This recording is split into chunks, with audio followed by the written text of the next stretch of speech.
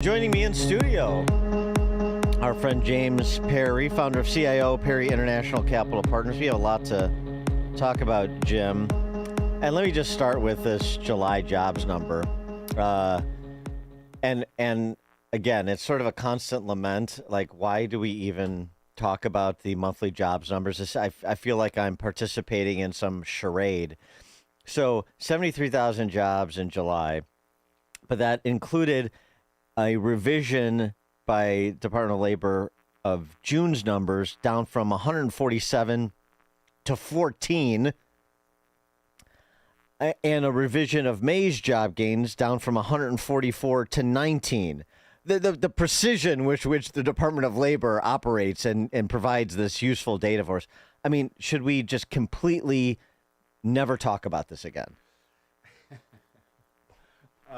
Short answer is... Wait, bring that mic closer. Oh, sorry about that. Yeah. How's that? Better? Yeah. Okay. Short answer is it's an important number because it's the first number of the month, right? And but it's a number that doesn't mean anything. It's a number that doesn't mean anything, and it's a number that is calculated by survey, which nobody answers. And Perfect. We have an official labor force in the country of about 160 million people. Estimates say it's more like 180 or 190 million people, which aren't counted, right? So you're kind of off before you start by 30 million people, right?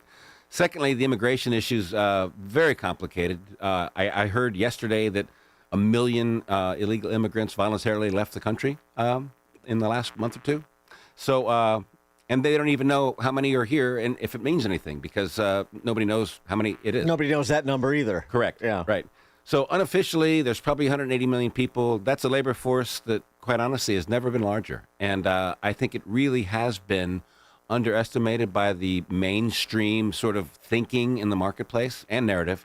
And I really do believe that because GDP did bounce up from that low number in Q1, even GDP is hard to calculate. I mean, we don't know if it was flat in Q1 or up by 4% because the export-import numbers, they don't know exactly what the numbers are, really. So I do know that the disruption that this administration has imposed upon the economy is unsettling to people, and it makes them think negatively first, and then cooler minds prevail. And the jobs number is the same thing. All of a sudden, the odds of a rate cut went flying, higher today because there's two dissenters, and all of a sudden, the unemployment rate went to 4.2%. Well, again, the economy is running at full employment, and we still have a shortage of something like 5 to 7 million jobs out there.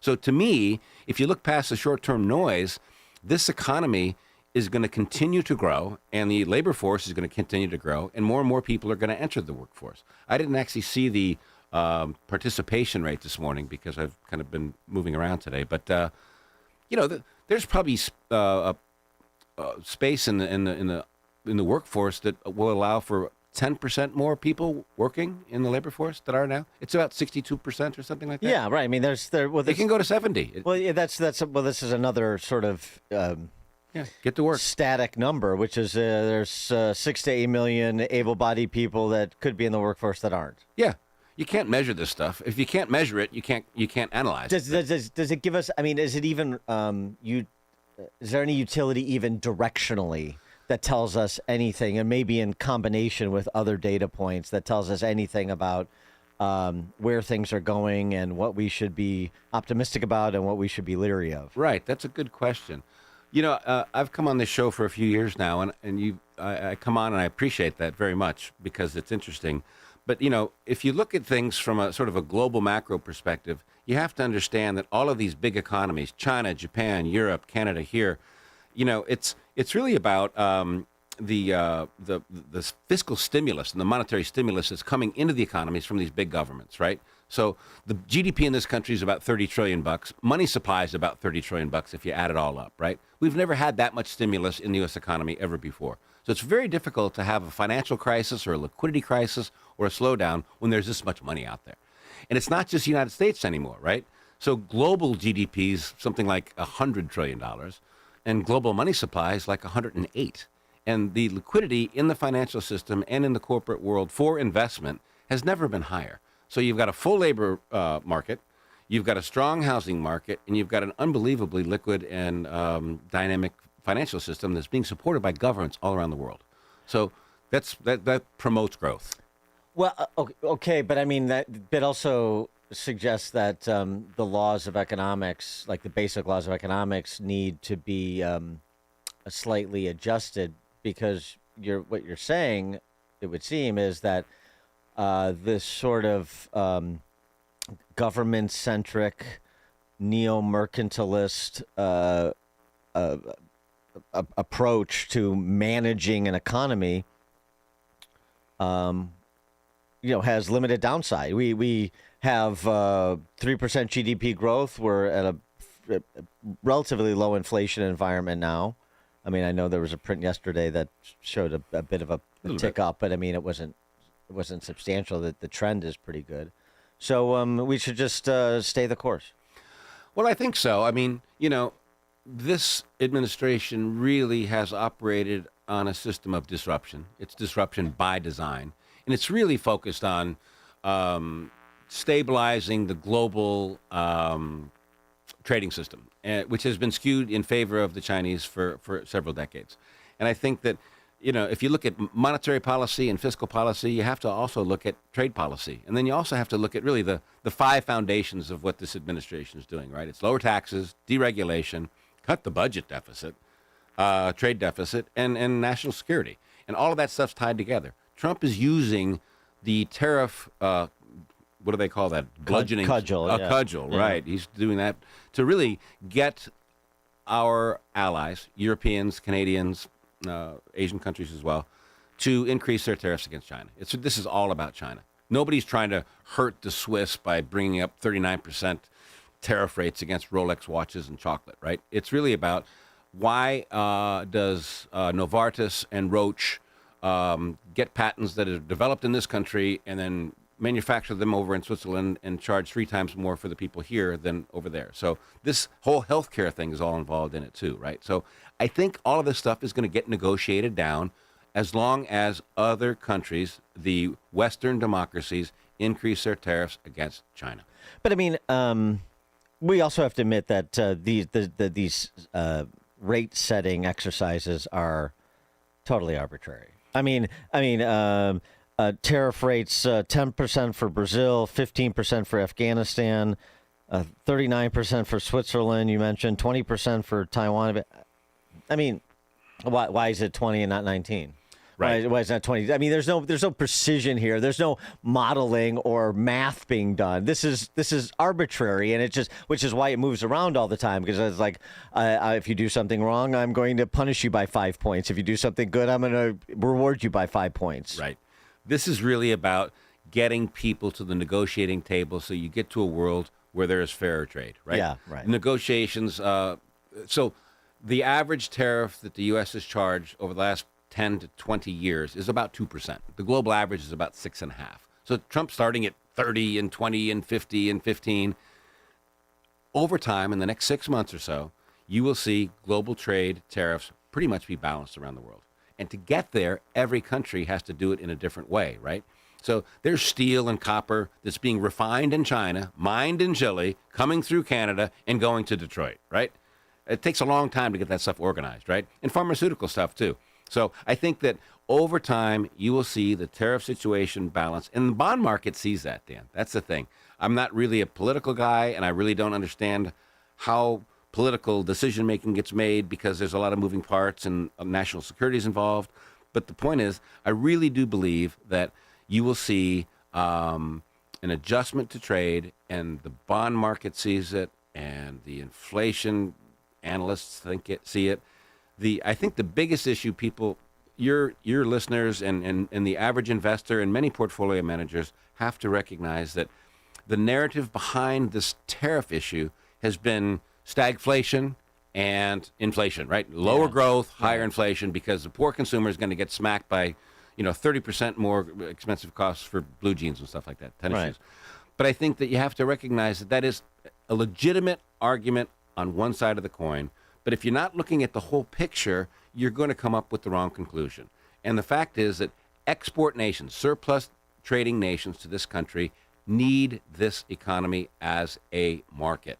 And if tariffs go up because they've got a favorable structure behind what they're doing, or financed or subsidized by the government or whatever, those subsidies are going to continue to rise, because if prices go up, governments like the Communist Party in China will have to keep 400 million people working. They can't afford for them not to work. No, I mean, I get the leverage play against the Chinese communists. I totally get it. But I mean, one of the things, it's just the conflation is, I guess, some of the conflation is troublesome to me. It's like the idea that that we're taxing our way to prosperity, because what it's a tax. So that the tariffs, we're filling the coffers and we're punishing our enemies and we're protecting our industries, and it's all upside. It's not all upside. I mean, and part of it is it's because the things you don't see. It's like saying the minimum wage, a $20 minimum wage, or any minimum wage, is a good policy. Well, look, we raised it to $20, and yeah, I mean, maybe 18,000 fast food workers in California lost their jobs, but nobody really pays attention to that. And small businesses that rely on entry-level workers. Correct. So that the entry-level workers that aren't getting those entry-level jobs, the small business owner who operates in, relative anonymity, who has to make adjustments in terms of how he operates his business, but it doesn't generate enough attention for people to actually really have an understanding of the impact. It's just not big enough. So we can overcome it. The small business owner somebody can get another job, so on and so forth. But it doesn't mean that it's a positive policy. And that's what I would say about tariffs, generally speaking, too. We can overcome it because of all these other variables that you're talking about. But the idea that it is, that the way that Trump uses it that I'm critical of is, it's a hammer that can knock down every nail, and that's just not true. Right. I agree with you, and I think that there's a lot of misdirected sort of initiatives that kind of go out and shock people. But I would say this, that, why did this administration get voted into power? And what are the biggest issues that are facing this country? And we talked about this a month or so ago with the small businesses, right? So the biggest problem is that, inflation has been extremely high, and the percentages of increases in prices since 2019 are running at 25% or 40% or something like that. And who does that hurt the most, right? Small businesses and households. Yeah. So what do they vote for? They want inflation lower. They want prices lower. So how do you do that? What causes inflation? Deficit spending. So the budget deficit, right? It's $2 trillion. You bring that down by what is expected this year to be down by $350 billion. Inflation expectations are falling. Import prices at the wholesale level are falling. And what's the other thing? National debt, still rising, $37 trillion, right? If you reduce or eliminate your deficit spending and your deficit trades balances, those numbers go right to GDP. The trade deficit, if it goes down by $350 billion this year, which I think it will, that goes directly to U.S. GDP, right? So it's not just a negative to say, let's just disrupt everything. It means, what are the two big issues in this country? It's national debt, which is an enormous figure. I mean, nothing's ever been higher, right? We've got to stop it from going up. The budget deficit. In 2019, the government brought in $3.5 trillion in tax receipts and spent $4 trillion. That's a budget deficit of $500 billion. Last reading, it was $2 trillion, right? Brought in 5, spent 7. If you bring that budget deficit down to COVID levels, right? Just 500, bring it down by $1 trillion, $1.5 trillion in 3 years, which can be done. Interest rates will go to 3.5%, 10-year Treasury yields, right? And what's that do for mortgages? What's that do for corporate profitability? What's that do for direct investment? All of this stuff is tied together. I think, I was over in Europe talking, and I said, taxes are a big issue, deregulation are a big issue, budget deficit's a big issue, trade deficit's a big issue, and national security. All of them are important, and frankly, I think the deregulation thing probably means more to the economy going forward than the tariff issue. But the tariff issue is getting 90% of all the narrative, because people, Well, and also because the Europeans... And I was in Europe, yeah. Well, and they also don't want to confront their own tax and deregulation... Correct. Issue, or Correct. Tax and regulation issues, too. Exactly. Let's just talk about America. Well, I want to talk about what you guys do. Oh, yeah. Why do you think your economies have been so sclerotic? I want to. But I mean, but the net of this, I read and listened to your video this morning, sort of, your summation Yep. of where things are at. But I mean, you think the rest of this year is going to be gangbusters? I do. I mean, this deregulation thing is really important. Like, part of the deal with the EU is that they're going to invest something like $600 billion into this country, right? So they've never done that before. Not to that. I mean, allegedly. Well, it's not international law. It's a promise. If they want the tariffs to come down and not go up, right. The issue is bring in $750 billion worth of energy and spend $600 billion here. So Volkswagen, right? German sort of mainstream sort of automobile. Forget about the luxury market for a second because that's different. But, Volkswagen builds a factory in Michigan and it's robotic and they start making cars in 18 months, which they can do. They get to write off that entire investment, depreciate it, the first year. Mm-hmm. And that offsets their cost immediately. Think about that in terms of GDP. Mm-hmm. Think about that in your own household. That's money back in your pocket. So the amount of money that's coming into the country on a direct investment basis is really enormous. Now, does that mean that manufacturing is going to go from 10% of the employment rate to 30? Of course not. We have to keep our manufacturing costs low to attract people who are going to do industrial manufacturing in this country. That's going to be robotics. This thing all ties into the Industrial Revolution, right? I mean, this is why Tesla's at $318 a share, $15 a share, not $100. It's not about people not liking Teslas, right?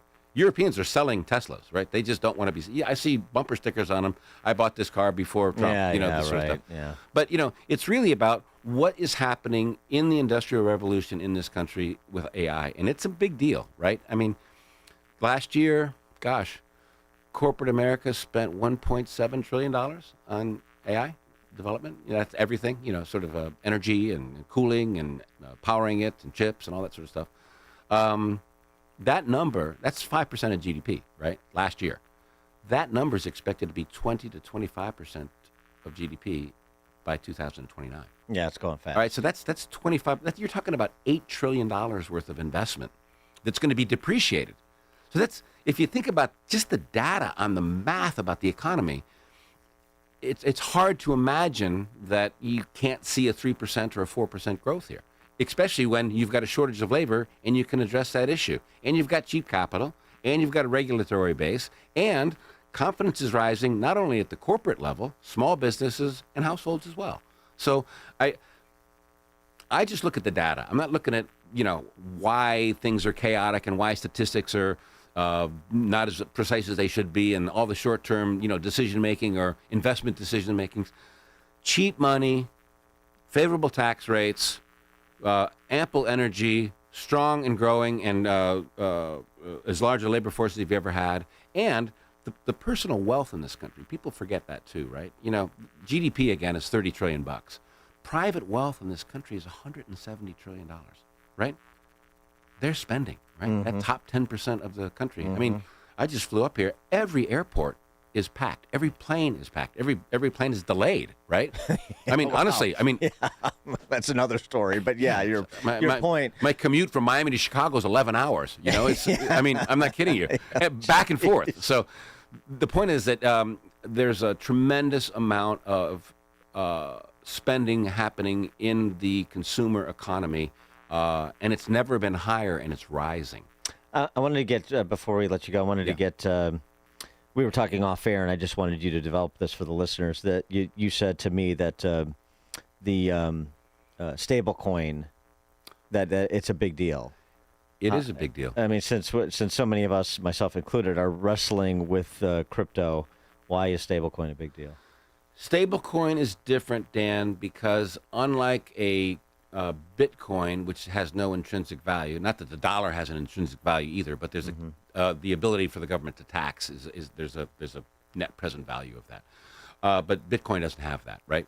But stablecoins, what makes them different is that they are backed 100% by US Treasury bills, right? So, number one, it creates a demand for Treasury bills. The market capitalization of the Bitcoin or the stablecoin market right now is $4 trillion, right? And the market value of the companies that are in the stablecoin market are $260 billion, and that's expected to be up to $2 trillion by the end of next year, right? So the stablecoin business is market valued at $4 trillion, which is the size of NVIDIA, by the way, right? And Microsoft, right? Those are the two $4 trillion companies. The reason it's important is because it allows financial transactions to be encrypted on a database and a ledger that gives transparencies to all prices, and you don't need central clearing for any trade. So I know banks in Europe who have been clearing Eurobond trades for a decade through blockchain, right? And they don't need Deutsche Bank, they don't need Barclays, they don't need Credit Agricole, you don't need JP Morgan. That means you don't need a central bank, right? Everything is clear, everything is transparent, you know exactly what every price is, and there's no fraud to it. So this brings a level of legitimacy to the crypto market that it hasn't had before. So to me, this is another disruption that we're seeing. There's disruption in healthcare and finance and all kinds of things, right? Travel and trade.